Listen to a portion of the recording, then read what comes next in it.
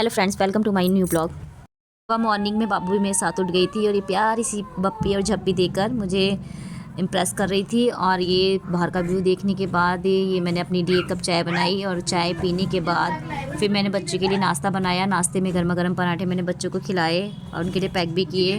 बच्चों को स्कूल भेजने के बाद फिर मैंने बाहर आकर देखा फिर से व्यू। आज कोहरा था आसमान में और ये बच्चों के जाने के बाद घर की दशा कुछ इस तरह की हो जाती है। रोज़ इस तरह का हाल हो जाता है, बहुत ज़्यादा कपड़े बर्तन सब फैल जाते हैं। और बच्चों के जाने के बाद फिर मैंने अपने नाश्ते की तैयारी की।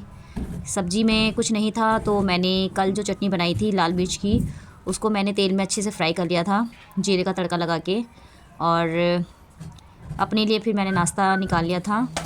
मैंने अपने लिए भी 2 पराठे बनाए थे नाश्ते में। और ये लाल मिर्ची की चटनी, इसमें मिर्ची काफ़ी तेज़ लग रही थी कल, तो मैंने इसकी मिर्ची को थोड़ा सा कम करने के लिए इसमें बारीक बारीक टमाटर को काट के डाल दिया था और प्याज भी काट के डाल दी थी बारीक करके।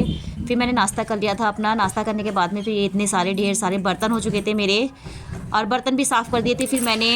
और यहाँ मैं पानी भर रही थी, कुछ काम निपटा रही थी अपना। काम फिनिश करने के बाद फिर मेरा बाबू पर ध्यान गया। बाबू को मैंने खेलने के लिए दे रखा था उसकी चाची को, और उसकी चाची उसको घुमा फिरा कर लेकर आई थी, बहुत दूर से घुमा के लेके आई थी। और मैं उससे पूछी थी कि कहाँ गई थी। और फिर घर आई मैं, और घर आकर फिर मैंने अपने दोपहर के खाने की तैयारी की। टाइम तो एकदम निकल जाता है, पता ही नहीं चलता।